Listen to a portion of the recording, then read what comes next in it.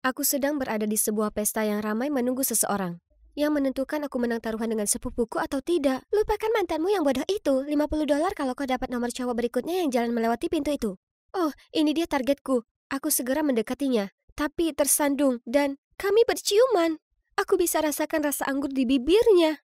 Aku segera mendorongnya menjauh dan berdiri.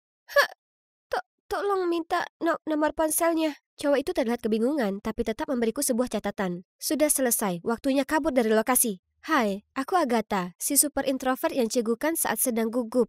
Dan untungnya, sepupuku yang nyeleneh sudah menyeretku ke pesta yang keren ini. Aku berlari pulang melihat ibu terlihat sangat bersemangat. Oh, anakku yang manis, kau sudah pulang. Hanya saja, itu bukan minatku, Bu. Melainkan memasak. Aku punya beberapa berita luar biasa. Klub bola lokal sedang mencari chef.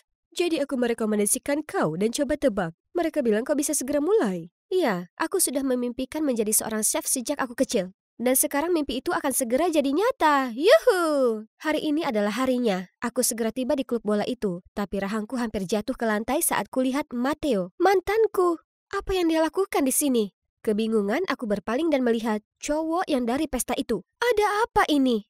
Hidupku resmi berakhir. Setelah perkenalan itu, aku langsung lari ke lapangan untuk menghirup udara segar. Tapi kemudian ada tangan yang menepuk pundakku. Itu dia lagi.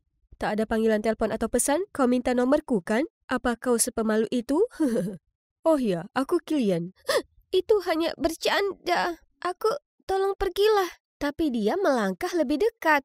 Panik, aku mendorongnya menjauh, hampir membuatnya terjengkang. Ku coba menangkapnya, tapi tidak lagi. Kali ini dia bau seperti coklat. Oh, kau sangat suka bibirku ya? Kenapa kau tak bilang saja? Astaga naga, aku langsung lari pergi tanpa menoleh lagi. Aku lebih baik berada 10 mil jauhnya dari dia. Tiba-tiba kulihat Matteo lewat. Apa dia sudah melihat sesuatu? Tapi kenapa repot-repot seolah dia peduli? Dia memutuskan aku. Oke, Agatha, kau di sini untuk kerja, jadi fokus.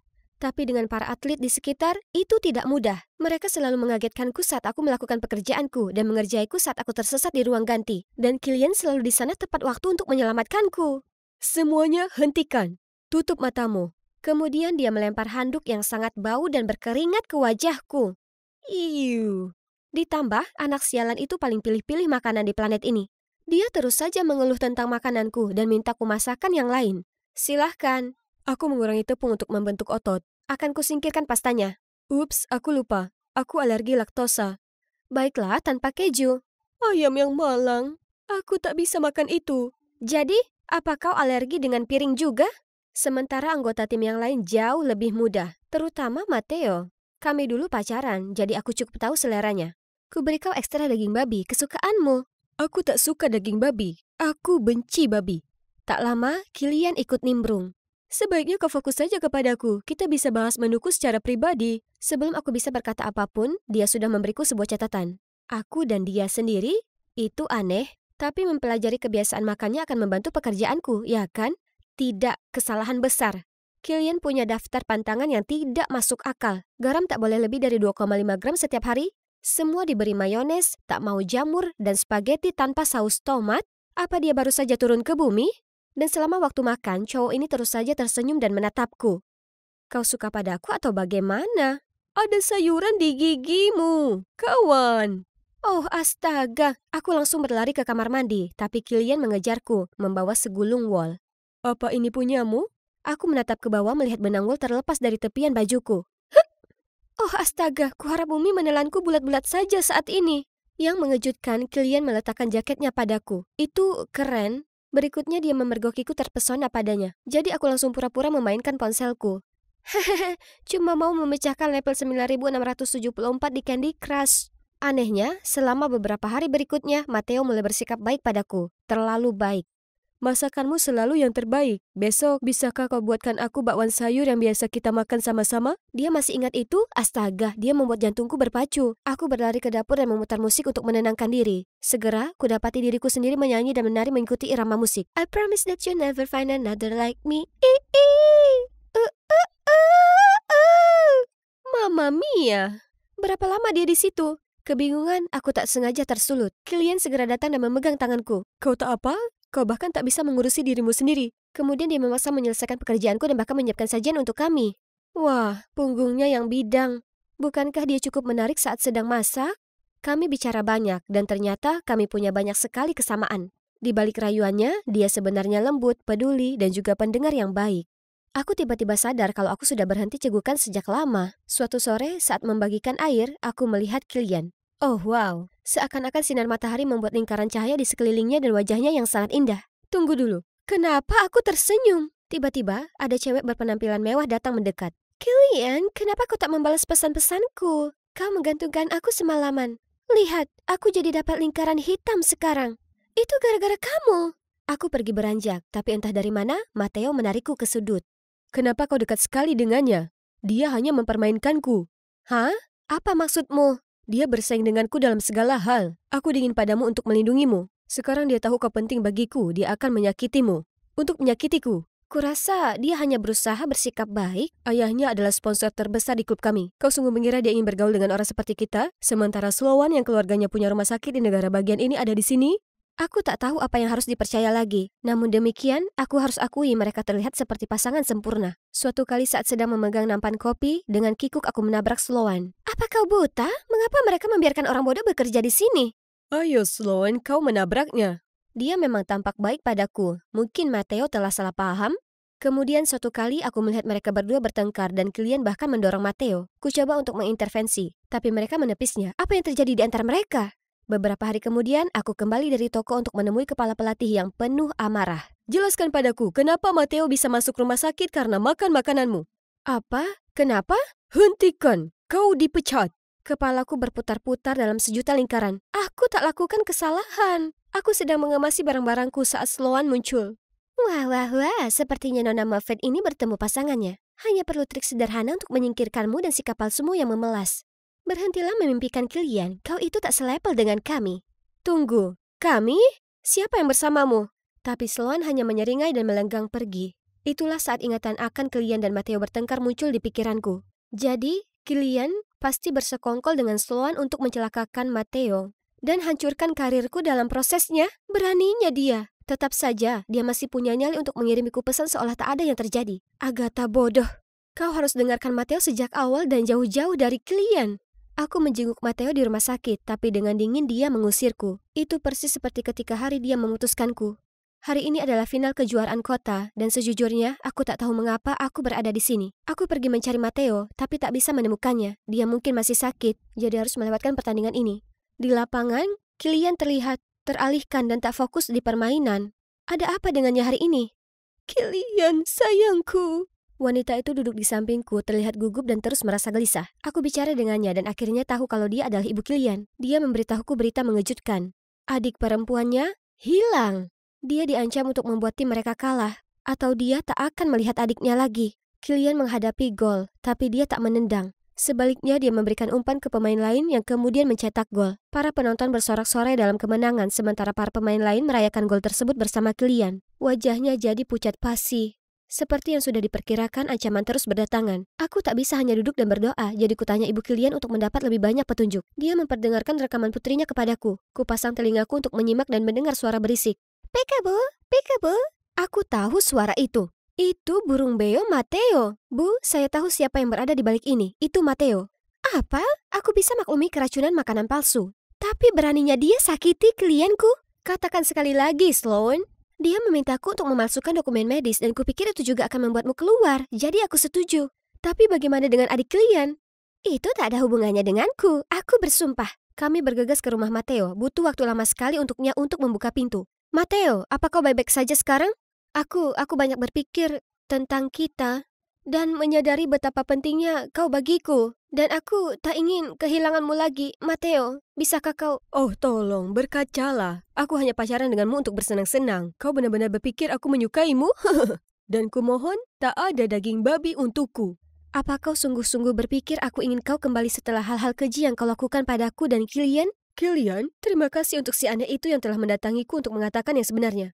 Menyedihkan sekali dia mengambil sisaku. Itu kau bodoh? Kemudian dia cerita bagaimana ia menyusun seluruh rencana ini untuk hancurkan karir Kilian. Karena rasa iri yang dipicu saat ia mengunjunginya di rumah sakit dan mengatakan untuk tidak khawatir melewatkan pertandingan karena mereka punya strategi untuk menutupi ketidakhadirannya dan tim tetap akan tampil dengan baik. Aku bukan pion yang bisa dengan mudah ditendang. Itu harapanmu. Kau memang menyedihkan. Tepat pada saat itu, Sloan muncul bersama gadis kecil itu. Ayo kita pergi, tak ada waktu lagi. Kau mau kemana, Agatha? Akui saja, kau masih tergila-gila padaku. Maaf, Agatha yang dulu tak bisa menerima telepon sekarang. Kenapa? Oh, karena dia sudah mati. Setelahnya kami segera ke stadium. Di sana, aku meneriakkan nama Kilian dan mengangkat tangan adiknya. Dia tampak kaget melihat kami, lalu kemudian mengangguk dan tersenyum. Setelahnya dia bermain seperti seorang profesional dan memimpin timnya menuju kemenangan. Dia bahkan dianugerahi pemain terbaik. Sebuah kehormatan menerima gelar ini dan saya ingin menyebut seseorang yang penting. Tanpanya, hal ini tak akan terjadi. Agatha, terima kasih banyak. Kamera yang tak terhitung jumlahnya mengarah padaku. Kemudian dia bergegas menyeretku ke sudut di mana ku ceritakan semuanya. Aku tahu Matteo brengsek, tapi aku tak menyangka dia seburuk itu. Tapi jangan khawatir, kita lihat saja bagaimana dia dicekal permanen dari klub sepak bola. Agatha, aku ingin memberitahumu kalau aku telah menemukan sesuatu yang sama pentingnya dengan sepak bola. Kamu. Dia kemudian meraih wajahku dan menempelkan bibirnya ke bibirku. Akhirnya, kami sah berciuman. Dan itu sungguh ajaib. Ini sisanya. Terima kasih banyak. Tak masalah. Selamat untuk kalian berdua. Kalian mungkin berpikir, kenapa cewek itu begitu senang memberiku uang? Nah, itu biaya konsultasi untuk membantunya dapatkan gebetan. Yap, ini semua berawal sekitar sebulan yang lalu. Yang karena berkat saranku, BFF-ku si Helen dapat cowoknya yang seksi look. Dan bagian terbaiknya adalah hanya butuh satu foto. Ya, aku tahu kalau cowok seperti Luke sangat muak pacaran dengan cewek yang sulit disenangkan dan populer. Jadi saat temanku yang imut dan baik hati ini memberi Luke sketsa yang digambarnya, lalu dengan malu-malu mengutarakan perasaan kepadanya, sesuai perkiraan, Luke jatuh hati padanya. Kalian tanya bagaimana aku bisa punya rencana sekeren itu? Nah, pada dasarnya aku punya kekuatan super untuk membaca pikiran cowok. Selain itu, aku juga tahu karakter asli tiap tipe cowok. Kenapa? Itu karena aku sudah hidup dengan 3 saudara cowok luar biasa selama 15 tahun terakhir. Dan setiap hari aku harus tahan dengan kebiasaan buruk mereka. Seperti halnya kakak tertuaku Axel, si penyuka olahraga. Di luar, dia selalu cemerlang dan rapi. Tapi di rumah, dia tak pernah bereskan kamarnya dan pernah seminggu penuh tak mandi. Iu. Lalu ada kakakku yang nomor 2, Stephen, anak ajaib yang tak banyak bicara. Kecuali dia ada di rumah, maka dia tidak akan berhenti membual akan segala sesuatu di dunia ini. Aku bersumpah, aku tak pernah melihatnya diam lebih dari 1 menit. Lalu yang terakhir adalah adikku yang paling kecil, Gavin. Si anak ramah. Helen kira dia itu sangat baik dan gentleman. Tapi dia tak melihatnya di rumah ketika selalu menggodaku dan mencuri makananku. Ya Tuhan, hanya membicarakan itu membuat darahku mendidih. Jadi katakan, apa aku belum memenuhi syarat untuk buka layanan konseling hubungan dengan pengetahuan yang luas tentang laki-laki? Tapi sebenarnya itu ide Helen. Dia yang akan cari klien dan aku yang beri saran untuk membantu mereka dapatkan hati yang ditaksir. Dan hingga saat ini, tingkat kesuksesan konsultasi kami 100%. Jadi, tak heran kalau nama kami dengan cepat menyebar ke seluruh penjuru sekolah. Suatu hari aku sedang makan siang saat Helen datang mendatangiku dan dengan bersemangat berkata, "Kita dapat klien besar." Siapa itu? Ternyata itu adalah Claire. Cewek jahat populer di sekolah. Langsung kugelengkan kepalaku. Aku tak akan melakukannya. Kau tahu aku sama sekali tak suka Claire. Ayolah, dia bayar 2 kali lipat dari biasanya. Tidak, aku tak mau membantunya. Tapi Madeline kumohon, aku sudah terima uangnya. Apa? Apa dia serius? Lalu, menghadapi mata tajamku, Helen segera melanjutkan. Kau tahu, Claire itu sudah sangat populer. Jadi, dengan ide brilianmu yang penuh tips dan trik, dia akan dapatkan cowok itu dan kau akan dapatkan validasi. Kurasa ini akan bagus untuk konsultasi ini. Lagi pula, Helen ada benarnya. Tak peduli tipe cowoknya, aku selalu tahu apa yang perlu dilakukan untuk menarik perhatiannya. Oke, jadi, siapa targetnya? Ryan. Apa? Ryan, si kutu buku itu? Claire menyukainya? Sebagai jawaban, Helen hanya tersenyum, mengangguk, lalu kemudian mengunyah makan siangnya. Ya, aku tak menyangka hal itu. Tapi terserahlah, itu urusan Claire. Meskipun targetnya cowok kutu buku yang terkenal benci cewek-cewek dan tak pacaran, itu tak akan mengintimidasi si Madeline ini. Jadi, kumulai misi taktik untuk Claire. Sekarang, coba lihat. Si kutu buku pasti akan jatuh hati dengan cewek yang punya minat sama dengannya, ya kan? Jadi, hari berikutnya, sesuai rencana, Claire menunggu Ryan di depan kelas sastra. Melihat Ryan dari jauh, dia langsung mengeluarkan buku Wuthering Heights dan pura-pura membacanya dengan serius. Tapi Ryan hanya berlalu bahkan tanpa meliriknya. Jadi dia langsung mengejarnya dan membaca satu paragraf keras-keras. Tapi Ryan tetap berjalan dan bahkan memasang kembali headphone-nya. Di titik ini, Claire hanya bisa berdiri di sana dan menghentak kakinya. Ya, itu kegagalan besar. Sepertinya harus kuubah strategi. Bagaimana kalau Lego? Maksudku, kutu buku mana yang tak suka itu? Dengan pemikiran ini, kuhabiskan sepanjang hari membantu Claire merakit model Hogwarts untuk diberikan ke Ryan. Dia dengan bangga menunjukkan mahakaryanya itu. Tapi Ryan bergumam, "Tidak, terima kasih." Lalu berlalu pergi, meninggalkan Claire dengan wajah kebingungan. Dan begitu seterusnya. Dari mulai menyuruh Claire memberinya kue Star Wars, sampai menempelkan foto dirinya berpakaian Black Widow di lokernya. Trik-trikku tak ada yang berhasil ke Ryan. Ya Tuhan, kenapa cowok ini aneh sekali? Beberapa hari kemudian, saat ku taruh bukuku di loker, Claire muncul dan berkata dengan licik, "Layanan macam apa yang kalian berikan? Ini sudah berminggu-minggu. Kenapa Ryan belum juga memperhatikanku?" Perlahan tapi pasti, teruslah melakukannya. Percaya padaku. Mempercayaimu? Aku hanya akan memberimu seminggu lagi. Jika kau tak bisa menyelesaikan tugas pada saat itu, aku akan pastikan semua orang tahu betapa buruk saran-saranmu itu. Lalu dia pergi. Dasar anak sombong menyebalkan. Tapi aku bisa apa? Aku harus menyelesaikan tugas. Kalau tidak, layanan konsultasiku harus berakhir. Lagi pula, Madeline ini tak bisa gagal begitu saja. Dan itulah saat aku dapat ide. Seperti yang kalian lihat, Ryan sedang asik menulis esai di laptopnya. Dan ada aku, Claire, dan Helen duduk di meja terdekat. Pura-pura baca buku. Padahal pada nyatanya, kami mengawasi pergerakan Ryan. Tiba-tiba, Ryan berteriak, yang membuat seluruh orang di perpustakaan tersentak dan akibatnya dapat tatapan marah dari pustakawan. Lalu Claire melenggang ke arahnya dan dengan suara manis berkata, "Hei Ryan, apa semuanya baik-baik saja?" "Tidak, laptopku rusak. Esaiku yang penting ada di sana dan aku belum menyimpannya. Ini tak mungkin terjadi." Dia memencet-mencet tombolnya. "Akan kuperiksa, aku cukup jago dengan komputer." Dia menunduk di depan laptop itu. Tiba-tiba, laptop Ryan mengeluarkan suara dan kembali menyala. Dan esai itu baik-baik saja. Wah, siapa sangka kalau cewek seksi seperti Claire bisa jadi ahli IT, ya kan? Ryan mengucapkan terima kasih banyak pada Claire dan bahkan mengundangnya makan siang. Aha, sukses akhirnya. Tapi, hey, jangan bilang padaku kalau kalian juga percaya Claire tahu banyak soal komputer. Tentu tidak. Itu semua berkat kakakku Stephen. Dia menunjukkan padaku cara cepat menginstal software untuk membuat komputer seolah rusak. Jadi kugunakan di laptop Ryan saat dia pergi mengambil buku. Kakakku juga tunjukkan padaku kode rahasia untuk membuatnya bisa bekerja lagi secepat kilat. Dan kusampaikan hal ini ke Claire. Akhirnya, misi tersulit yang pernah kuhadapi beres. Claire dan Ryan sudah resmi pacaran. Aku ingin merayakannya, jadi aku berencana pergi nonton dengan Helen. Tapi kemudian Luke memberinya kejutan tiket ke taman hiburan dan Helen batal ikut untuk bisa pergi dengannya. Lebih penting teman daripada pacar. Jadi, disinilah aku sendiri. Bisa dibilang suasana hatiku sedang tidak baik. Tapi yang membuatnya lebih parah lagi, pasangan yang duduk di belakangku terus saling menggoda. Berciuman dengan keras dan bahkan menendang kursiku.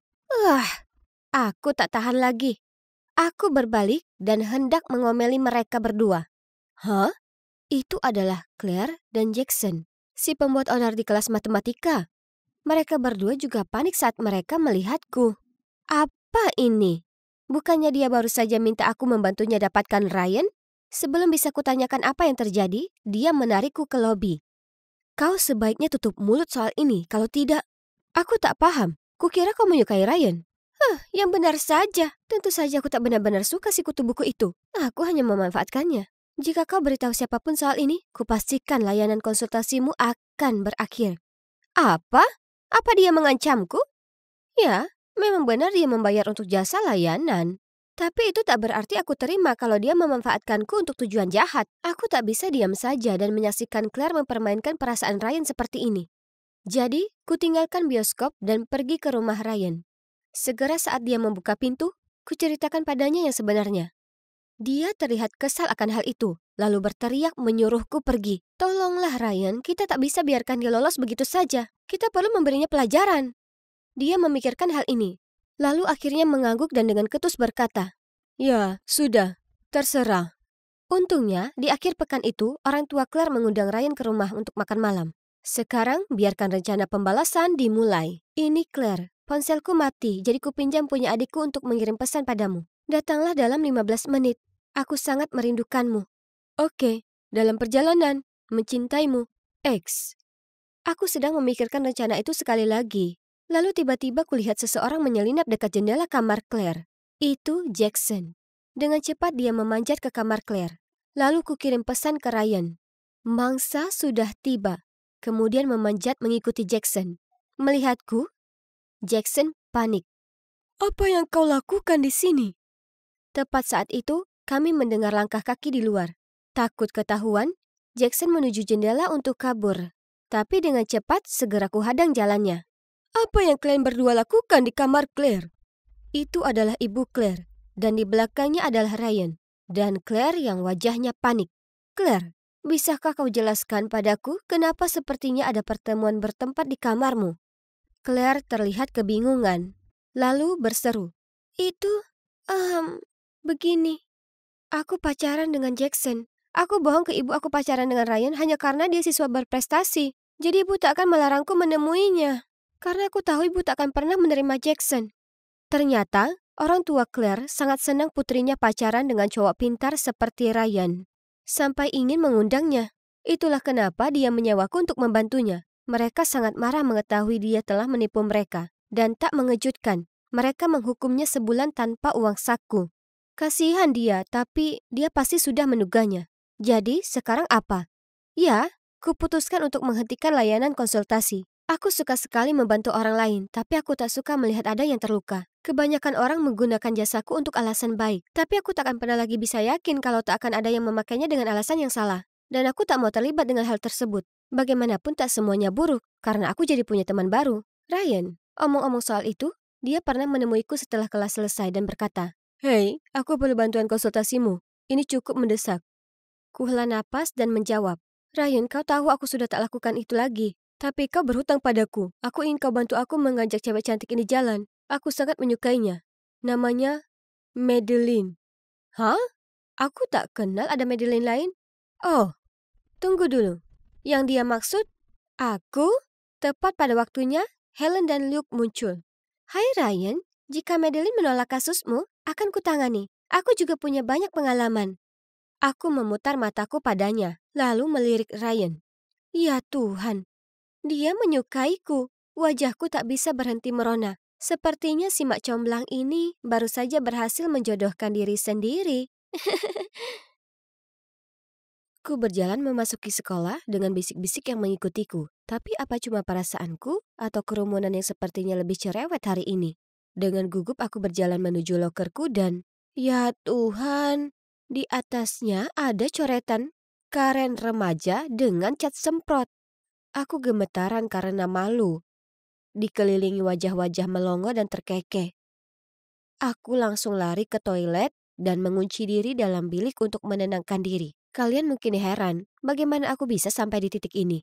Aku tak terdengar seperti orang sombong dan tak masuk akal yang biasanya ada di diri para Karen. Memang, karena aku bukan mereka. Tapi aku sadar kalau tindakanku bisa jadi penyebab situasi ini. Aku diadopsi oleh keluarga kaya yang menekan anak-anak mereka untuk tumbuh sukses dan tanpa celah. Sebagai hasilnya, aku tak pernah dapat nilai lebih rendah dari A atau kalah dalam kompetisi. Aku anak sempurna yang terlalu takut gagal. Karena tak satu pun pernah mengajarinya seperti apa kegagalan itu. Tapi suatu hari, semuanya berubah. Di suatu hari biasa di sekolah, aku sedang jalan menuju kelas sastra dan kulihat ada cowok tak kukenal menempati bangkuku. Semua cewek memandang terpesona padanya. Hei, ku tepuk pundaknya. Apa ini tempat dudukmu? Iya. Oh, maaf, aku tak tahu. Dia lalu pindah ke bangku yang lain. Kupaksakan tersenyum sopan lalu mengambil tempat dudukku. Lalu guru sastra kami mengumumkan kami akan ada kuis hari ini yang tak mempengaruhi nilai kami. Sebagai murid kesayangan guru di sini, aku tahu kalau ini karena ia ingin menguji Austin, cowok baru itu. Oke, tak masalah bagiku. A+ lainnya untuk ditambahkan ke koleksiku. Hanya saja, entah kenapa aku tak bisa konsentrasi. Aku memandang keluar jendela, berusaha temukan inspirasi menulis. Tapi cowok baru itu menutupi pandanganku. Oke, jujur saja, Dia terlihat cukup tampan. Tanpa kusadari, aku mulai menatapnya. Dan tiba-tiba dia menoleh padaku. Kami bertatap mata yang mana membuatku tertegun. Oh ya ampun, bangun Catherine. Ada kuis yang harus kau selesaikan. Ku coba untuk kembali fokus ke esaiku. Tapi aku terus merasa dia menatapku. Yesus, kuharap dia tak salah paham. Aku tak seperti cewek-cewek itu yang hanya ke sekolah untuk cari cowok tampan. Waktu habis. Dengan gugup kukumpulkan esaiku karena aku tahu aku teralihkan dan tak memberikan yang terbaik. Tapi, biarlah, tak satu pun bisa kalahkan aku, bahkan di hari-hariku yang terburuk. Tapi, tidak kali ini. Hari berikutnya, Bu Guru mengembalikan karyaku dan berbisik. Aku tak tahu apa yang terjadi, tapi tak masalah. Jangan khawatir. Hah? Dengan cepat kulihat esai itu dan... Bemin? Oke, aku paham tak bisa dapat A+ kali ini. Tapi bahkan A biasa pun tidak. Aku tak pernah dapat B sebelumnya. Wajah kecewa orang tuaku muncul di benakku. Bagaimana jika mereka tak menginginkanku lagi? Mereka mengadopsiku, memberiku kehidupan yang mewah dan sempurna. Dan ini caraku berterima kasih pada mereka? Aku mulai panik dan melihat sekeliling mencari Bu Guru. Aku perlu jelaskan ini. Dan itulah saat sekilas kulihat esai Austin. Nilai A. Tak mungkin.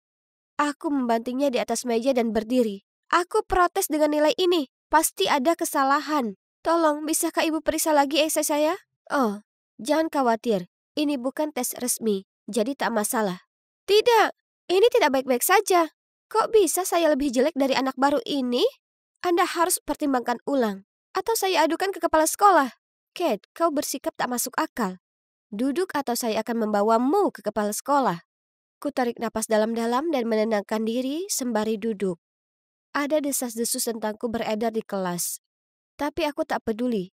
Karena ada nilai Bemin yang harus kuurus. Orang tuaku tak boleh tahu soal ini. Setelahnya, aku tahu temanku hanya pura-pura tak masalah denganku. Karena suatu kali saat kami harus satu grup untuk lari estafet di kelas PE, tak ada yang memilihku. Pada akhirnya, Pak Malon sang pelatih harus menambahkanku ke suatu grup dan coba tebak. Grup itu berisi Austin dan penggemarnya. Aku benci ini. Dan lihat dia, mengganggu pandangan. Andai saja bisa kulempar tongkat ini ke wajahnya yang menyebalkan. Tapi, gedebuk, aku jatuh tengkurap beberapa inci dari Austin. Kau baik-baik saja? Ambil saja tongkat bodoh ini dan pergilah. Cowok ini benar-benar bawa sial. Aku merangkak naik. Lalu tiba-tiba ku dengar tawa terkekeh. Ada gerombolan berdiri dekat jalur lari mengangkat ponsel mereka. Apa mereka menertawakanku? Segera ku hampiri mereka dengan tangan ke atas menutupi kamera mereka. Apa yang lucu? Apa kalian tak punya kesopanan? Santai saja. Itu bukan. Apa tak ada orang yang mengajarimu untuk membantu orang yang kesulitan? Jangan merekam dan menertawakan. Tidak, dengar. Lucunya, kami sebenarnya. Jadi kau masih menganggap itu lucu? Hapus videonya sekarang juga. Kau tak boleh. Dengar kami dulu. Tapi itu hanya membuatku makin marah dan menarik ponsel itu lebih keras lagi. Lalu, ups, ponsel itu terbang dan mengenai permukaan beton yang keras. Oh tidak, aku tak bermaksud untuk. Cowok pemilik ponsel itu panik lalu berlari memungutnya. Lihat apa yang sudah kau perbuat. Siapa yang mau merekammu? Kami hanya membuat video pertunjukan untuk tim cheerleader. Lewat layar retak ponselnya, kulihat video para cheerleader berlatih di lapangan di seberang jalur lari. Oh tidak, ini sangat memalukan. Segera ku minta kontak cowok itu dan janji akan mengganti ponselnya yang rusak. Kemudian berlari kembali ke kelasku. Aku merasa kelelahan, seolah seluruh dunia melawanku. Tapi paling tidak ada satu hal yang bisa menenangkan jiwaku. Ya, buku-bukuku. Itulah kenapa kapanpun aku merasa suntuk, aku ke perpustakaan sekolah untuk bersantai. Jadi seperti biasanya, aku pergi ke sana, tapi kurasa aku lupa bawa kartu perpustakaanku. Oh ya sudah, tak masalah. Karena pustakawannya, Bu Flenderson pada dasarnya sudah seperti keluarga bagiku. Dia bahkan tak lagi menanyakan kartuku. Hai Bu Flenderson, kataku saat kulewati meja pustakawan. Tapi kemudian aku terkejut dengan suara yang asing. Kau mau kemana? Tolong kartunya. Ternyata Bu Flenderson sedang tak di kantor. dan ada anak baru yang sukarela menggantikan. Ku minta padanya baik-baik agar membiarkanku masuk, tapi dia terus mengatakan tidak, sambil mengunyah permen karetnya yang membuatku sebal. Wah, dengar, apakah tahu siapa aku? Aku tak butuh kartu bodoh untuk masuk ke sini. Ya, tapi tidak dalam pengawasanku. Dengar, setengah dari buku-buku ini berasal dari donasi keluargaku. Kau harusnya tunjukkan rasa hormat, nak. Pendapat sombongmu itu tak berguna bagiku. Di sini kita bersekolah di sekolah yang sama, jadi kita setara dan peraturan adalah peraturan. Biar aku bicara dengan supervisormu. Panggil Bu Flenderson. Dasar kau ini, Karen. Aku mematung mendengar kata itu. Itu pertama kalinya aku dijuluki panggilan itu, dan baru di saat itu kusadari betapa besar keributan yang kubuat di sini. Hanya saja suasana hatiku sudah sangat buruk.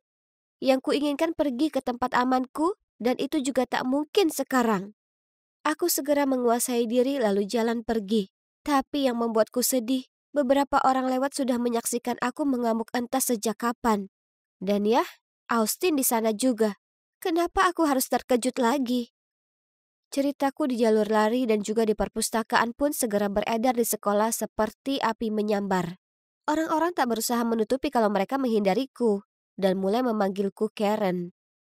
Jadi, jelas, suatu kali saat kami harus berpasangan di kelas sastra untuk esai ujian tengah semester, aku sendirian lagi. Paling tidak, itu yang kukira. Sampai Austin membungkuk dan memintaku untuk jadi partnernya. Meski aku benci nyalinya, aku tak boleh gagal di tes ini. Jadi, iya, aku setuju. Kami kemudian bertemu hari itu di rumahnya. Dengan antusias kutunjukkan padanya beberapa opsi buku untuk topik esai kami. Tapi dia sama sekali tak terganggu sambil melihat-lihat ponselnya. Ya, yang manapun yang kau suka. Toh kau yang akan mengurus semuanya. Apa maksudmu? Dengar, aku hanya sekelompok denganmu karena kau pandai soal ini. Jadi tolong lakukan saja tugasmu. Terserah, aku tak peduli. Aku benci ini. Kau tak suka sastra? Tapi terakhir kali kau dapat A. Oh, itu? Jangan terlalu kecewa karena aku hanya menyalin pekerjaanmu dan mengubahnya sedikit. Jadi secara teknis itu juga nilai A milikmu. Ya, selamat. Apa? Jadi semua stres yang harus kutanggung selama beberapa minggu ini ternyata hanya karena dia curang? Aku sangat marah. Merasakan emosi yang meluap-luap, aku menangis. Yang mana membuat Austin kebingungan. Hei, ada apa? Tenanglah. Jangan menangis, aku minta maaf. Tolong berhentilah menangis. Kemudian berlinang air mata, mulai kuceritakan padanya tentang semua tekanan yang harus kutanggung dari harapan orang tuaku. Dan semua insiden Karen yang kualami akhir-akhir ini di sekolah. Sampai satu titik, Austin minta maaf padaku. Karena ini semua berawal dari aksinya menyalin esaiku. Malam itu, kami tak menyelesaikan apapun untuk esai, tapi hanya duduk dan bicara. Setelah sesi sharing yang berlebihan, aku dan Austin jadi saling dekat. Nyatanya, dia jadi satu-satunya teman yang kupunya di sekolah. Menyenangkan punya teman lagi, tapi masih sulit saat reputasimu di sekolah benar-benar hancur dan semua orang mengenalmu sebagai Karen remaja. Terutama saat aku menghadapi kontes pidato besar yang akan datang. Aku tidak dalam kondisi prima untuk belajar, jadi aku hampir tak punya persiapan untuk kompetisi itu. Terus kubayangkan wajah kecewa orang tuaku ketika aku tak memenangkan juara pertama. Malam sebelum lomba, aku sangat stres sampai harus kutuangkan semua ke dalam buku harianku. Kuharap aku akan merasa lebih baik dan siap untuk hari besar itu. Kemudian ponselku berdering. Itu Austin. Hei, semoga sukses besok, Kate. Sampai jumpa di sana. Terima kasih. Aku tak tahu lagi. Apa kau masih stres karena itu? Kalau kau sudah selelah ini karenanya, maka aku tahu obatnya. Apa itu? Keluar saja. Itu cuma lomba, dan kau tak harus jadi yang pertama dalam segala hal. Kita semua hanya manusia biasa. Kau gila. Oke, aku akan tidur sekarang. Sampai jumpa besok. Tapi batinku terlalu penuh dengan berbagai pikiran dan kekhawatiran untuk bisa tidur. Pagi berikutnya, aku sampai di depan tempat kompetisi, tapi ragu untuk masuk ke dalam. Lalu tiba-tiba, kudapati diriku berlari kabur dari gedung itu sambil menelpon Austin. Temui aku di taman, gerbang barat. 10 menit kemudian dia tiba dengan mobilnya. Aku masuk di tempat duduk depan lalu berkata, ayo kita ke taman hiburan. Aku ingin bersenang-senang. Austin memandangku, tertegun. Tapi kemudian dia tersenyum dan mengendarai mobil tanpa bertanya. Yap, seperti itulah. Aku keluar dari perlombaan dan mematikan ponselku untuk menikmati hari sebagai remaja. Kunaiki semua wahana roller coaster yang paling menakutkan, berteriak sekencangnya, meninggalkan semua kekhawatiranku. Menjelang senja, aku sudah 100% siap menerima amarah orang tuaku. Mereka mungkin akan mendapakku sekarang, tapi entah kenapa aku merasa tenang. Saat Austin menepi di rumahku, bisa kulihat ibu mondar-mandir di halaman depan. Itu dia, sudah siap memarahiku. Saat melihatku, ibu langsung berlari menghampiriku dan memelukku. Oh ya Tuhan, sayang, kemana kau seharian? Kami sangat mencemaskanmu. Tunggu, apa yang terjadi? Kenapa ibu tidak marah? Lalu ayah juga lari mendekati kami segera saat ia melihatku, memegang sesuatu di tangannya. Sayang, ayah minta maaf karena tak tahu betapa banyak yang sudah kau hadapi. Kami tak sadar jika tuntutan tinggi kami begitu banyak membebanimu. Kami mungkin terlalu ketat padamu. Tapi ayah ingin kau tahu kalau kami selalu menyayangimu, tak peduli apapun.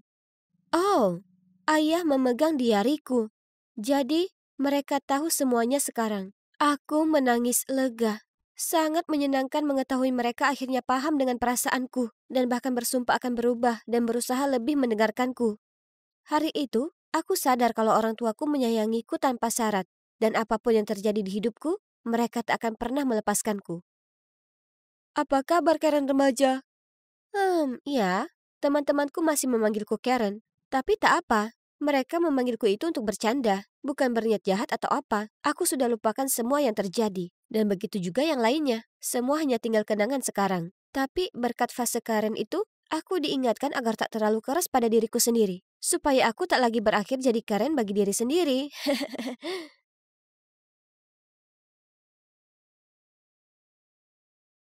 Bukannya mau sombong, tapi ini sungguh lezat. Aku bertaruh bahkan Grace, kakakku yang pemilih makanan itu, akan menghabiskan semuanya dalam sekali duduk. Kemampuan memasakku pastinya sudah setara dengan para chef Michelin star. Ku gigit lagi fajitaku saat ku dengar suara berisik dari ruang tamu. Ah, Grace pasti sudah pulang. Di sanalah dia, berbaring di sofa, dikelilingi tas jinjingnya, sepatu hak tinggi, jaket, dan barang lainnya. Grace, kita sudah bahas hal ini. Aku tak bisa terus mengurusimu. Aku harus belajar, kataku sambil memungut barang-barangnya. Tiba-tiba, Grace duduk. Kepalanya menumpu di tangan, lalu menatapku dengan sedih. Perasaan tak nyaman muncul di hatiku. Oh tidak, ada apa ini? Dia menghela nafas panjang sambil menatap lantai dengan sedih. Katanya, Easton, kemasi barangmu. Kita pindah besok.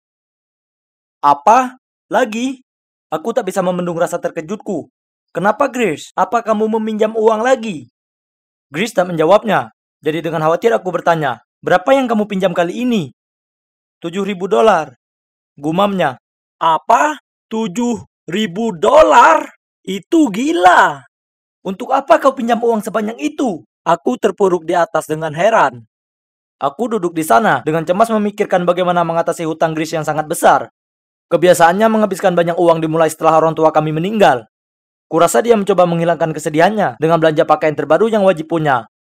Kemudian dia tertawa terbahak-bahak. Hahaha, ayolah dik, aku hanya bercanda.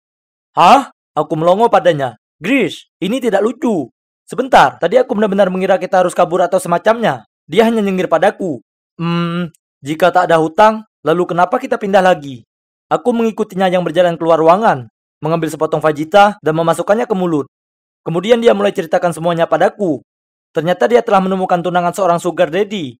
Dan kami akan pindah bersamanya. Aku mengerutkan keningku kepadanya. Jadi apa? Sekarang kau akan menikahi kakek-kakek? Kenapa kau? Tanpa menunggu menyelesaikan kalimatku, Grace menepuk kepalaku dengan buku jarinya. Apa kau benar-benar berpikir model cantik dan terkenal sepertiku akan menikahi pria tua? Namun, bahkan sebagai model terkenal, kau masih tak mampu sanggup membayar semua barang-barang mewahmu. Lalu kau harus terus berpindah rumah sepanjang waktu untuk menghindari penagih hutang. Aku mengedip pada Grace. Dia hampir memukulku di kepala lagi, tapi aku menangkisnya. Keesokan harinya, ada yang mengetuk pintu. Jadi aku membukanya dan mendapati seorang pria tampan berusia 40-an berdiri di sana. Ternyata dia adalah Owen, calon kakak iparku.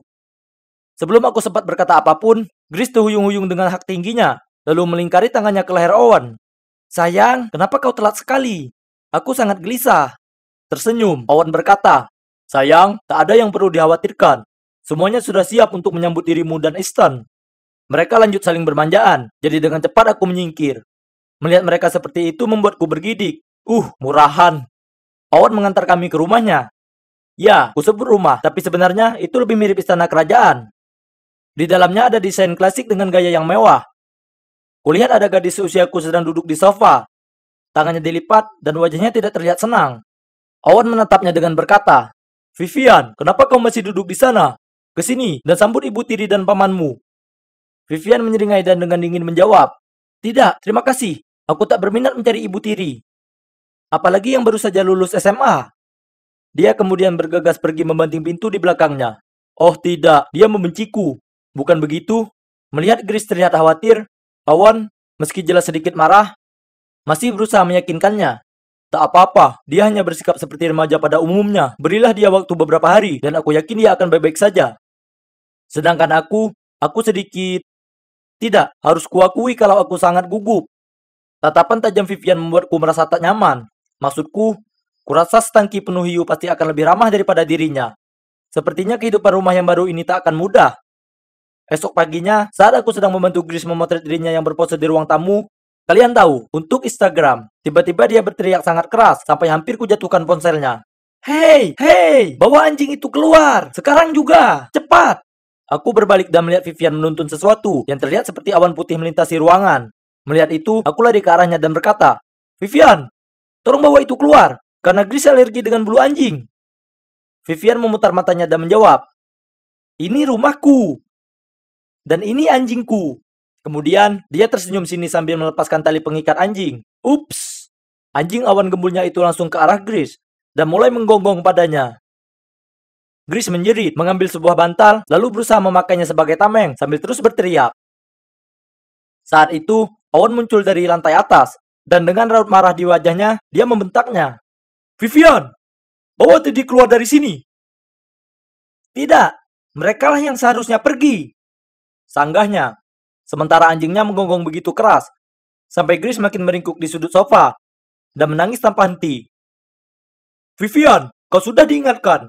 Jika kau lakukan itu lagi, maka aku tak punya pilihan selain mencarikan Teddy rumah baru." Owen berteriak keras. Vivian dongkol, kemudian menatap galak pada Grace sambil dipungutnya anjing itu lalu berjalan pergi. Memang benar, hidup di sini sama sekali tak mudah. Dan itu akan jadi semakin sulit. Keesokan harinya, aku sedang menata kamar baruku saat kudengar suara keras dari bawah. Aku pergi memeriksanya dan mendapati Grace menyuruh 2 orang pelayan di sana untuk menggantung sebuah foto besar dari salah satu pemotretan modelnya. Dan yang tergeletak di lantai adalah foto Vivian dengan Owen dan ibunya. "Geser ke kanan sedikit." "Tidak, ke kiri sedikit." "Oke," Grace menyuruh mereka. Aku segera mendatanginya dan bertanya, "Apa yang sedang kau lakukan?" Dia tersenyum. "Aku hanya membuat beberapa penyesuaian dekor. Sekarang tampak jauh lebih mewah, bukan begitu?" Kemudian diambilnya vas abu-abu di meja, lalu membuangnya ke tempat sampah. Kemudian meletakkan patung 2 angsa di tempatnya. "Sekarang, itu jauh lebih baik." Dia menggosokkan kedua tangannya. Ya Tuhan, aku tahu Grace hanya berusaha mengklaim posisinya sebagai tuan rumah, tapi meskipun begitu, dia tak seharusnya menurunkan foto ibu Vivian. Jika dia sampai tahu, di momen itu, sebuah teriakan membuyarkan lamunanku. "Vivian?" Kuhela napas. Aku tahu itu. "Grace, berani-beraninya kau." Vivian memerah karena marah.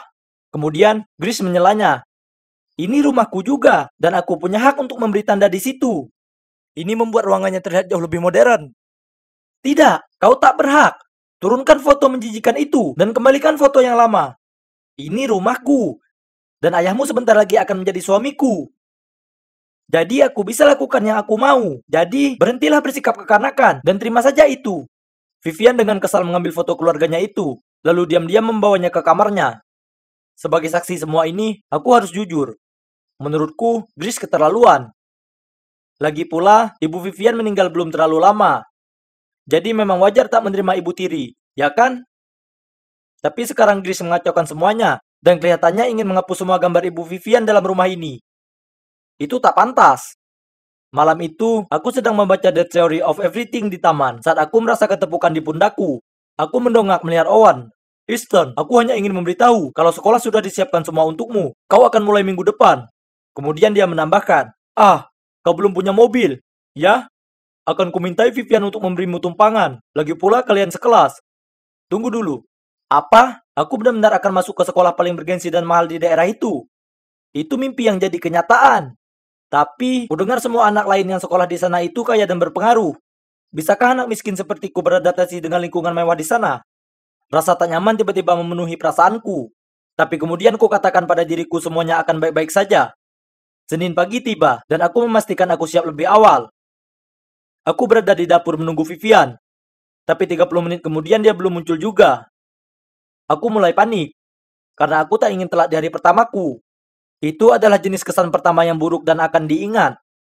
Aku hendak menuju halte bus saat kulihat Vivian perlahan menuruni tangga.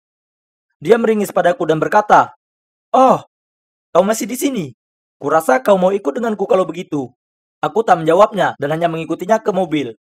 Segera setelah aku duduk, dia ngebut. Aku bahkan belum memasang sabuk pengamanku, yang kemudian berusaha aku lakukan dengan panik. Setiap kali dia menekan akselerator, jantungku rasanya berhenti. Kemudian setelah 10 menit yang mengerikan, dia menghentikan mobilnya. Fuh, aku masih hidup. Tapi tunggu dulu, itu bukan sekolah. Aku menoleh ke Vivian dan terbata-bata bertanya padanya, tapi dia memotongku. "Keluar dari mobilku. Jika kau berani cerita ke siapapun kalau kau mengenalku, kau akan dapat ganjarannya." Lalu dia mengepalkan tangannya ke wajahku. Wah, dia tak perlu seagresif itu. Tapi tak apa-apa. Aku juga tak ingin berurusan dengannya. Sambil berjalan cepat ke sekolah, kudapati diriku merasa khawatir kalau ini akan seperti yang ada di film-film, dan aku akan diejek karena anak baru. Sekolah mulai terlihat, dan astaga, sekolah ini bahkan lebih spektakuler pada kenyataannya. Kutarik napas dalam-dalam untuk menghimpun keberanian memasuki sekolah. Kemegahan dan keindahan tempat ini sungguh luar biasa. Aku terbiasa dengan meja yang penuh coretan, dan pintu loker yang macet. Tidak di sini. Bahkan tanda di pintu toiletnya terlihat mahal.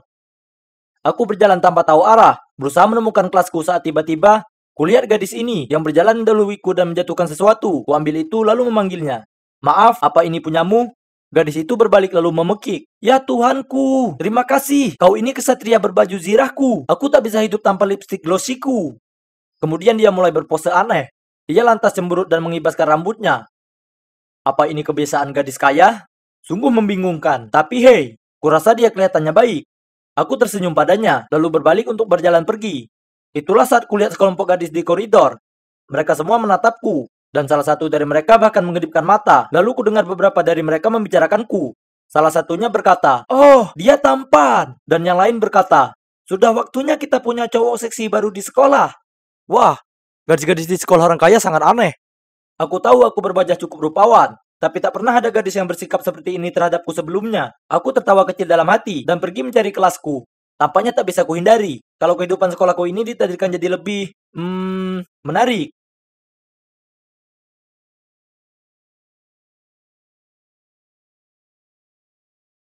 Oh astaga, lihat para pria itu. Benar memang, kalau semua laki-laki itu sama saja. Cuma perlu lihat cewek cantik dan mata mereka langsung berbinar. Hendak kuabaikan orang-orang menyebalkan ini. Tapi kemudian ada pasangan yang berjalan masuk sambil gandengan tangan. Seketika itu juga, para pengacau itu mulai membuat keributan. Lihat, menjijikkan. Lalu mereka pura-pura muntah. Astaga, para ide itu perlu menyimpan sendiri pemikiran kolot mereka. Selamat kawan, kalian baru saja mendapat tempat kalian di urutan ke-99 di buku panduan. Biar kuperlihatkan ke kalian buku panduanku. Di dalam sini, kalian akan temukan segala macam tipe laki-laki. Dari kutu buku, olahragawan seksi, dan pebisnis sukses. Tapi mereka semua punya satu kesamaan. Mereka semua tak baik. Hai, aku Monica, dan aku ini cewek playgirl yang dilatih untuk balas dendam pada para laki-laki. Sejak kecil, aku diajarkan bahwa semua laki-laki itu buruk, dan tugasku sebagai perempuan adalah memberi mereka pelajaran. Terutama para homofobia dan playboy. Sekarang yang kurang adalah mangsa ke-100, lalu selesai. Hey sis, rapat keluarga, sekarang. Ups, panggilan tugas. Ibu akan menjelaskan misi terakhir kami. Sekarang, mana buku dan penaku? Ya, mereka berdua adalah kolegaku dan juga kompetitorku. Ada Cindy, adik perempuanku yang impulsif, dan di sebelahnya ada Grace, kakakku yang sangat pintar dan agak lebih dewasa. Sedangkan aku di antara keduanya. Tak terlalu kekanakan seperti Cindy, tapi juga tak sekalem dan setenang Grace. Oh, ini ibu. Oke, kita langsung saja ke intinya. Jadi inilah dia, tujuan terakhir, dan ini adalah yang terbesar.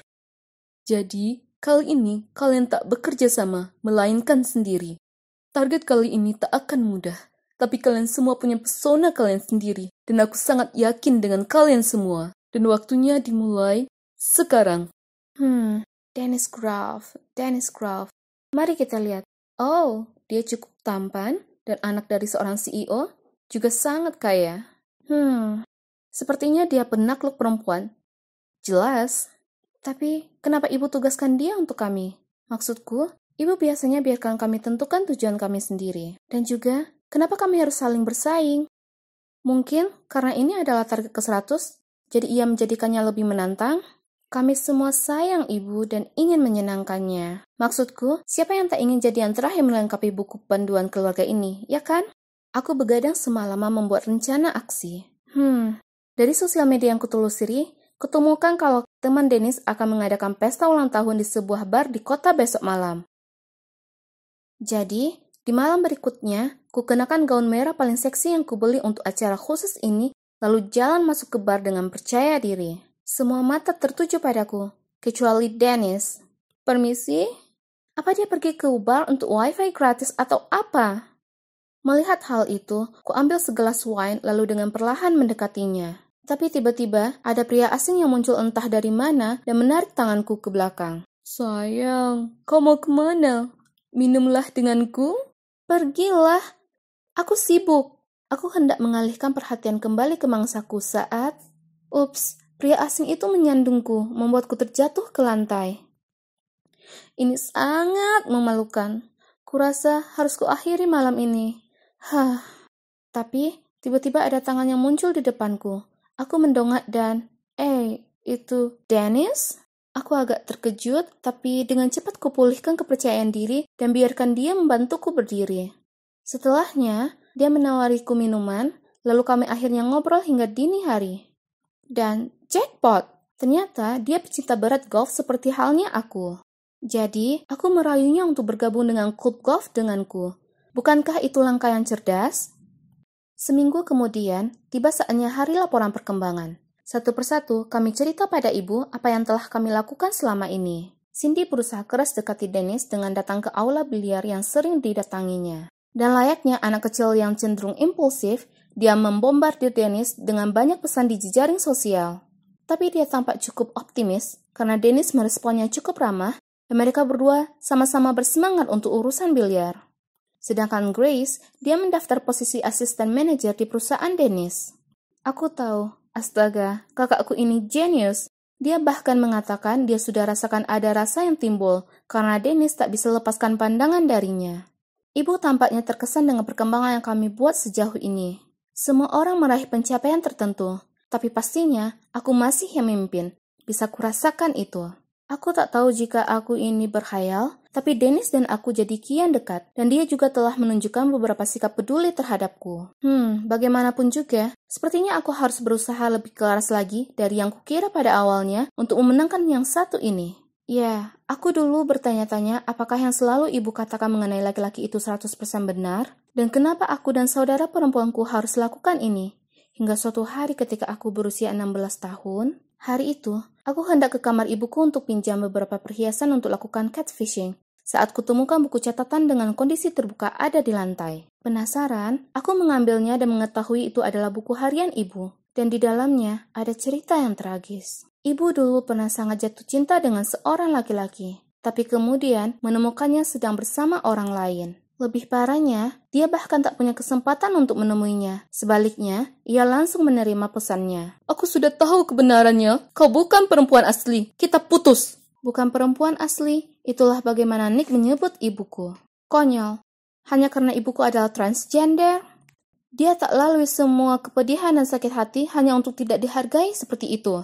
Hidup ibuku tragis bagaikan sebuah film. Penasaran, kubuka semua lembarannya mulai dari awal, dan hatiku rasanya benar-benar hancur mengetahui apa yang telah ibu alami. Ternyata, dia dan Nick adalah bagian dari grup berisi 3 orang di SMA, bersama Maureen. Nick dan Maureen adalah sepasang kekasih. Jadi, ibuku yang waktu itu bernama Jack harus merahasiakan cintanya pada Nick dan menuangkannya ke buku harian ini. Sayangnya, Maureen mengetahui rahasianya dan mengungkapnya ke seisi sekolah yang menyebabkan semua orang menertawai ibu dan ia harus pergi dengan rasa malu. Setelah beberapa tahun lamanya, ia masih belum bisa lupakan Nick. Jadi, ia putuskan untuk operasi transgender agar bisa kembali padanya dan perjuangkan cintanya. Mereka telah jalani beberapa bulan yang indah bersama. Tapi pada suatu hari yang naas, ia mendapati Nick berselingkuh darinya. Dan itu tak lain dan tak bukan dengan Maureen.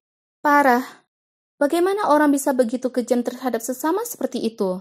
Ibu adalah orang yang baik. Dan berkat dirinya, anak yatim seperti Cindy, Grace, dan aku bisa memiliki rumah. Aku berhutang budi banyak padanya. Itulah kenapa aku ingin berhasil dalam misi terakhirnya dan membuatnya bahagia.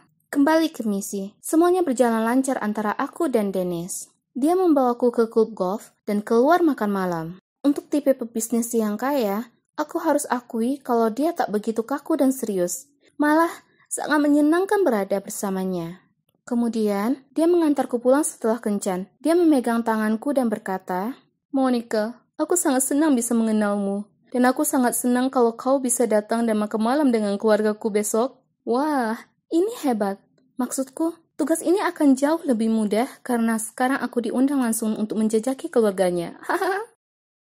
Tapi, tidak. Perasaan apa ini? Aku merasa berbunga-bunga dan telapak tanganku berkeringat. Ini pasti hanya karena tegang akan pertemuan dengan keluarga Dennis, ya kan? Tapi, kenapa aku tak bisa berhenti memikirkan tawanya yang lucu dan matanya yang indah? Dan, oh tidak. Kurasa bisa jadi aku punya perasaan betulan padanya. Sejak saat itu, kudapati diriku ingin berteriak dan melempar barang ke Cindy dan Grace tiap kali ku dengar mereka menyombongkan diri tentang betapa dekatnya mereka dengan Dennis. Aku ini gila, kan? Sekarang bagaimana? Aku ini pemangsa atau malah mangsanya? Ya Tuhan, aku sangat gugup. Aku benar-benar tak bisa berhenti gemetaran. Wah. Mereka terlihat sangat kaya dan berkelas. Kedua orang tuanya sangat ramah dan segera aku merasa jauh lebih rileks. Kami makan malam dan perbincangan mengalir dengan mudah. Hanya ada satu hal yang terus mengusikku. Nama ayahnya adalah Nick. Tentu ini cuma sebuah kebetulan ya kan? Maksudku, Nick itu nama yang populer. Kurasa ada yang tak beres. Jadi aku tahu aku harus mengatakan sesuatu kepada ibu. Dengan cemas, aku jalan mondar-mandir hingga ku dengar mobilnya parkir di luar. "Ibu, apa ayah Dennis adalah laki-laki itu?"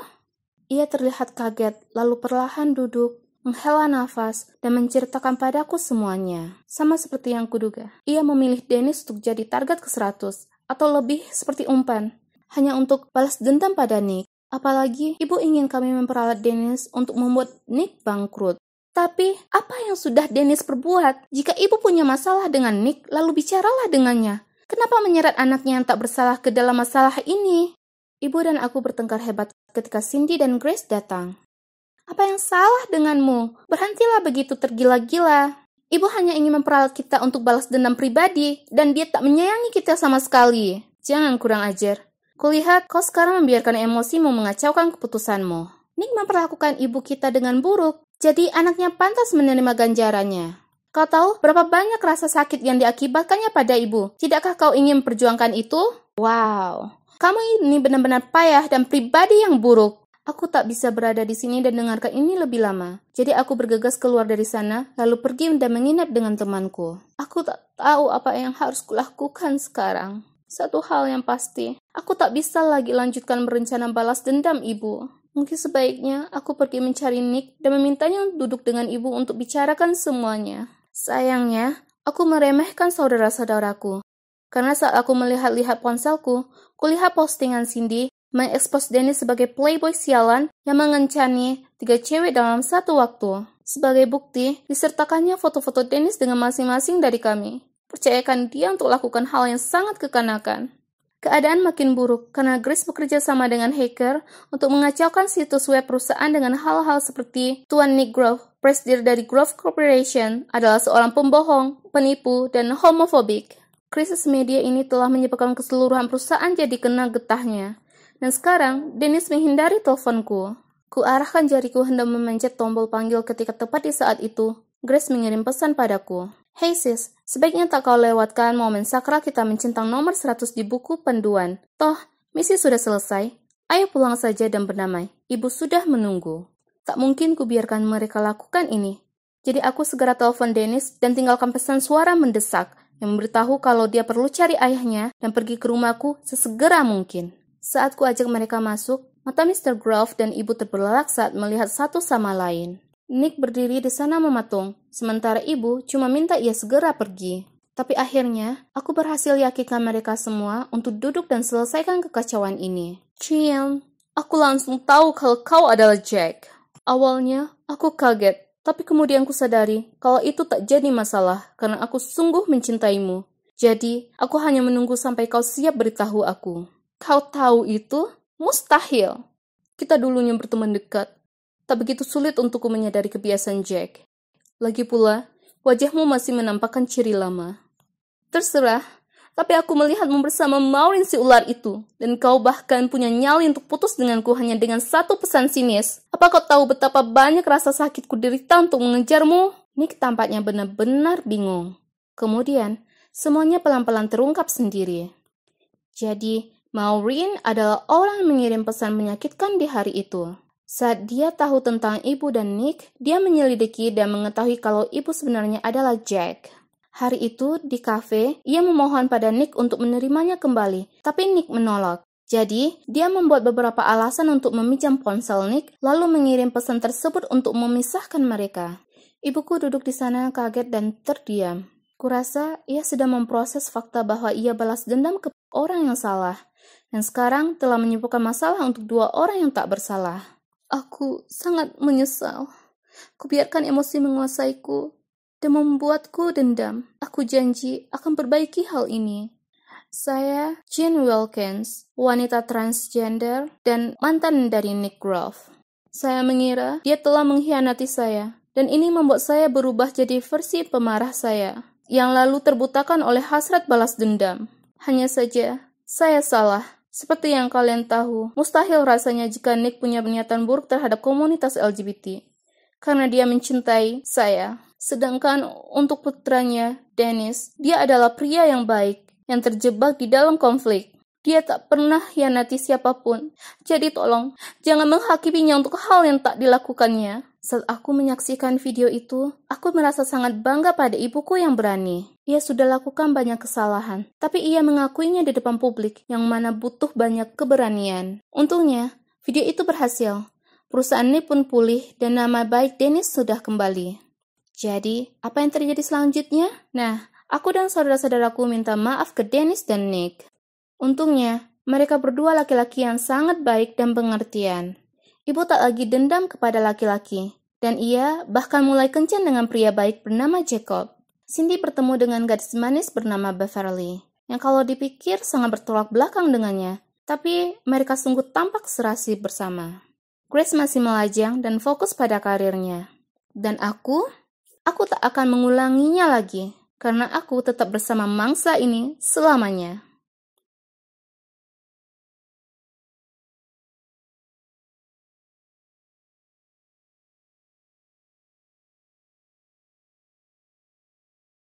Jadi, apa ada yang tahu jawaban untuk hal ini?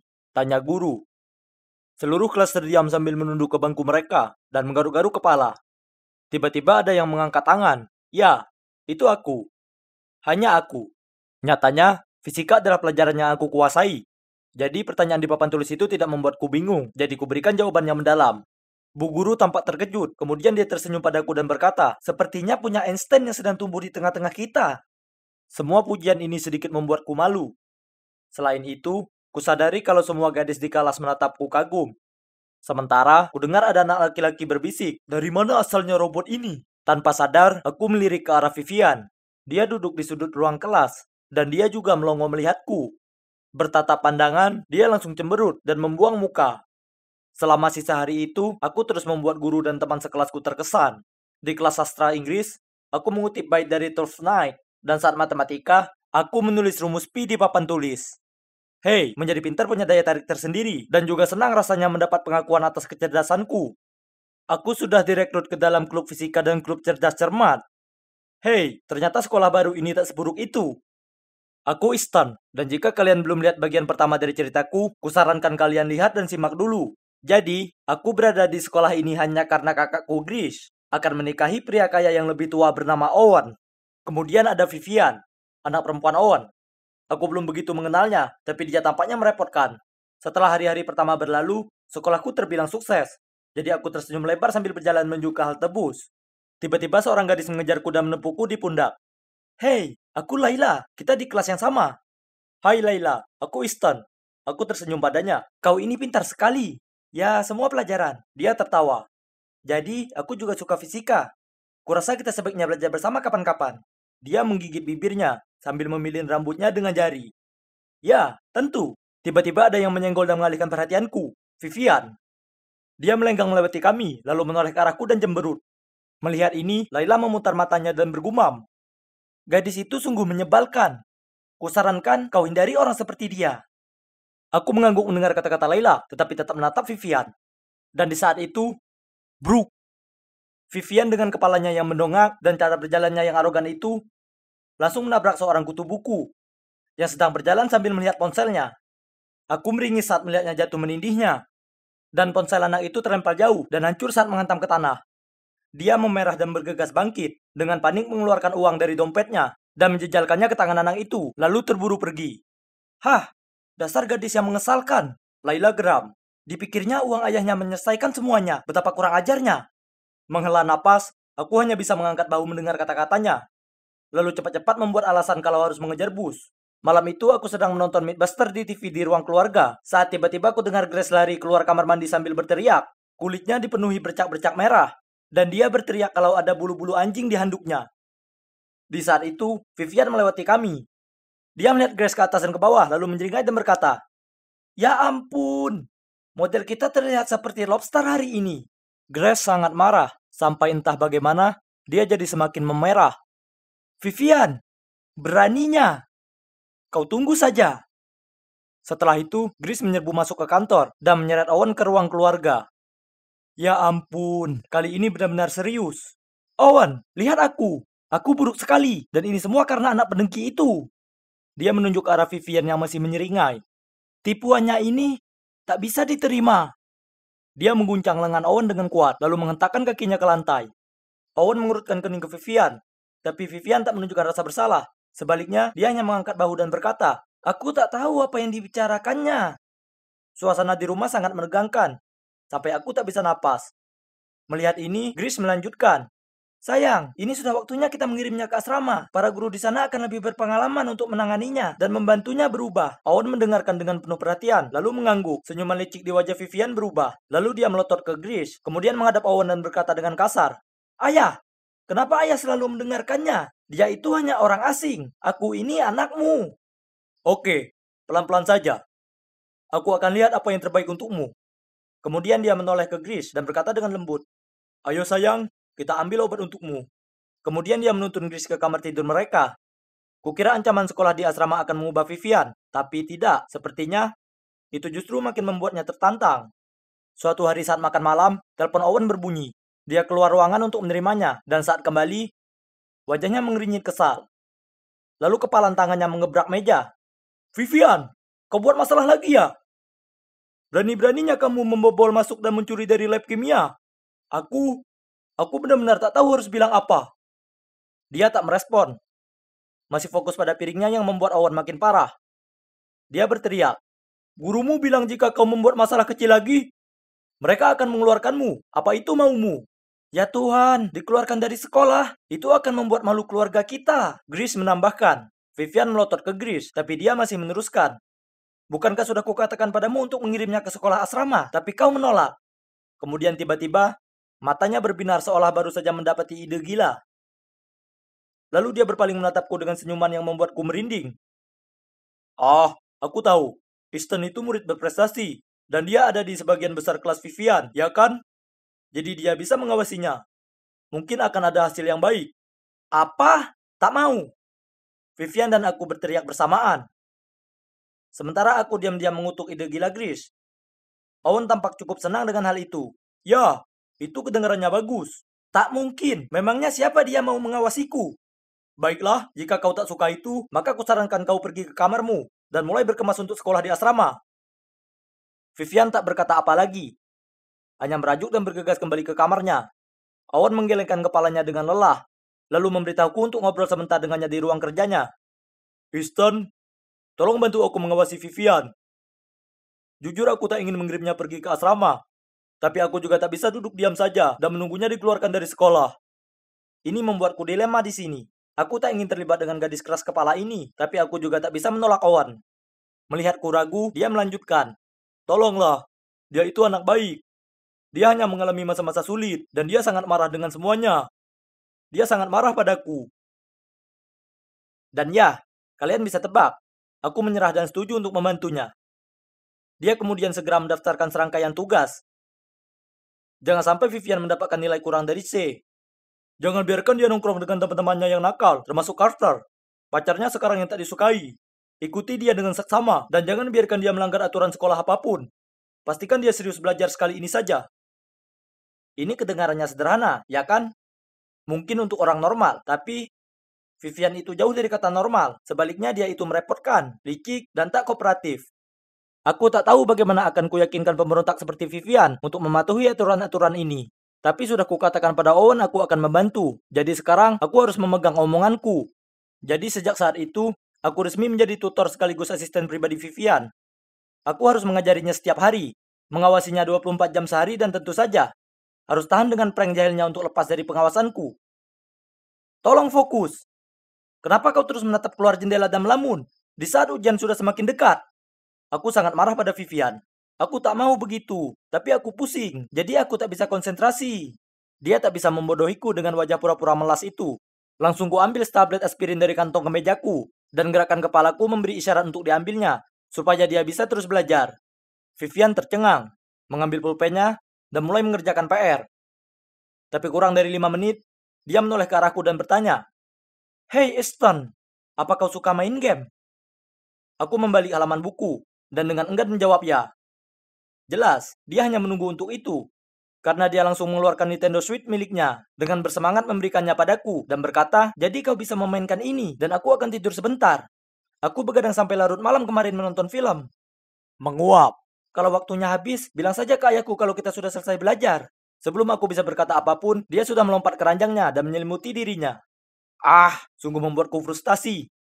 Tapi kemudian sebuah ide muncul di kepalaku. Baiklah, kalau begitu kita ganti metode belajarnya. Hujan bahasa, bagaimana menurutmu? Lalu kuraih mini speaker di atas meja. Memainkan pelajaran audio bahasa Spanyol dengan volume paling kencang. Dan meletakkan tepat di telinganya. Dia langsung menutupi kepalanya dengan sebuah bantal. Tapi aku tak menyerah dan terus mendorong speaker itu lebih dekat. Setelah berguling-guling di ranjang sebentar, dia akhirnya mengaku kalah. Dengan wajah cemberut kembali ke meja belajar dan berkata, Oke, tolong hentikan siksaan gila ini. Kau ingin aku duduk di sini dan belajar ya kan? Aku melipat tangan dan tersenyum puas. Gadis ini tak terlalu sulit untuk ditangani. Aku tak secuek Vivian. Sebaliknya, aku sangat cemas kalau dia gagal di ujiannya. Dan aku akan disalahkan. Aku bahkan harus memohon padanya. Hei, tolong. Fokuslah belajar sastra. Kumohon, jika kau dapat F, maka tamatlah riwayatku. Itu bukan urusanku. Vivian mencibir. Dengan putus asa aku berikan padanya esai milikku. Ini, aku sudah menyiapkan ini sebagai referensimu. Kau hanya perlu mengingatnya. Dengan cepat diamatinya sekilas. Kemudian menjatuhkannya di meja dan menjawab. Tidak kau bisa pelajari sendiri. Aku punya hal yang lebih penting untuk dilakukan. Tak berdaya, ku ambil esai itu dan membacanya dengan lantang. Aku membacanya lagi dan lagi. Dengan harapan bahwa sambil dia mengecat kukunya, dia bisa mengingat beberapa kalimat. Awalnya Vivian tampak terganggu, tapi kemudian dia terkekeh dan berkata, Oke, biar ku pelajari sendiri. Wajahmu yang malas terlihat lucu sekali. Sungguh keajaiban. Dia benar-benar mulai membaca catatannya. Tapi jujur saja, aku tak berharap banyak. Tapi kalian tahu tidak, hal yang paling tak terduga terjadi. Saat kami berdiri di luar gerbang sekolah, dia menunjukkan padaku hasil ujiannya. B dan C, dan tak ada D. Wah, rasanya ini bahkan lebih baik daripada aku mendapat A+. Ya, hampir sih. Aku hendak memberinya selamat, tapi ku dengar seseorang meneriaki namanya. Lalu aku berbalik ke belakang, melihat beberapa anak mendatanginya. Oh tidak, ini adalah pengaruh buruk yang Owen ceritakan padaku untuk dijauhkan darinya.